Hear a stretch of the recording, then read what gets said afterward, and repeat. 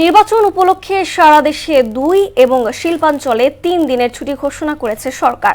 এছাড়া 7 কলেজ নিয়ে Dhaka central university অধ্যাদেশ সহ 9 প্রস্তাব উপদেষ্টা পরিষদে অনুমোদন দেওয়া হয়েছে। পরে এই নিয়ে আয়োজিত সংবাদ সম্মেলনে প্রধান উপদেষ্টার প্রেস সচিব শফিকুল আলম বলেন, সকল চক্রান্ত উপেক্ষা করে নির্বিঘ্নে নির্বাচন আয়োজনে সরকার অঙ্গীকারবদ্ধ। সুরাইয়া মুনির রিপোর্টে বিস্তারিত। বৃহস্পতিবার প্রধান উপদেষ্টা সভাপতিত্বে উপদেষ্টা পরিষদের বৈঠক অনুষ্ঠিত হয়। পরে ফরেন সার্ভিস একাডেমিতে বৈঠকের সিদ্ধান্তের বিষয়ে জানান প্রেস সচিব শফিকুল আলম। বেশ কয়েকজন অ্যাডভাইজার ছিলেন, 3 বাহিনীর প্রধান ছিলেন, বিভিন্ন বাহিনীর প্রধান, বিভিন্ন সিকিউরিটি।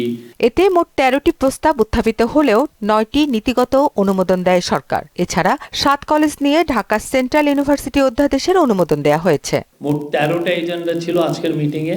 বাংলাদেশ বেসরকারি রপ্তানি প্রক্রিয়াকরণ অঞ্চল আইন ব্র্যাকেটে রহিতকরণ অধ্যাদেশ 2026-এর খসড়া নীতিগত ও চূড়ান্ত অনুমোদন হয়েছে। ঢাকা সেন্ট্রাল ইউনিভার্সিটি অধ্যাদেশ 2026-এর খসড়া নীতিগত চূড়ান্ত অনুমোদন হয়েছে। এছাড়া 12 ফেব্রুয়ারি ভোটদানের অবাধ সুযোগ করে দিতে আগের দিনও সাধারণ ছুটি ঘোষণা করেছে সরকার। মোট ছুটি হচ্ছে আসলে 3 দিন।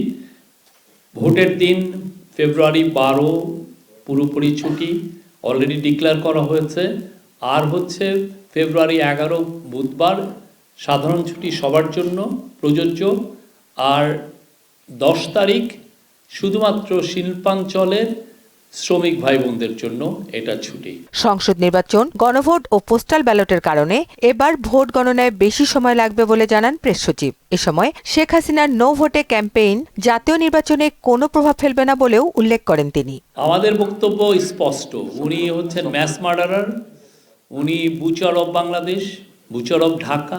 রেফারেন্ডামের যে ভোটটা সেটা তো একই সাথে গণনা হবে, তো সেই জন্য এটা সময় নেবে। আবার আপনারা পোস্টাল ব্যালটে নিবন্ধিত হয়েছেন 15,33,000 মানুষ, তো এখন 15 লক্ষতে তাদের পোস্টাল ব্যালটটা আসবে, সেটা আপনি খাম খুলবেন, খুলে আবার ওইটাকে আপনি আবার রিটার্নিং অফিসারের ওইখানে এটা গণনা হবে। এই পুরো প্রসেসটাই আপনার ডিলে হবে। এই বছর শুধুমাত্র পার্লামেন্টারি ইলেকশনই হচ্ছে না 12 তারিখে, ওই দিন একটি জাতির জন্য খুবই গুরুত্বপূর্ণ রেফারেন্ডাম হচ্ছে। যত চক্রান্তই হোক, যথাসময়ে সরকার জাতীয় নির্বাচন আয়োজন করবে বলেও জানান তিনি। আমরা চাই সবাই নির্বিঘ্নে উৎসব মুখর পরিবেশে যাতে ভোট দেয়। সুরাইয়া মুন্নি, মোহনা সংবাদ, ঢাকা।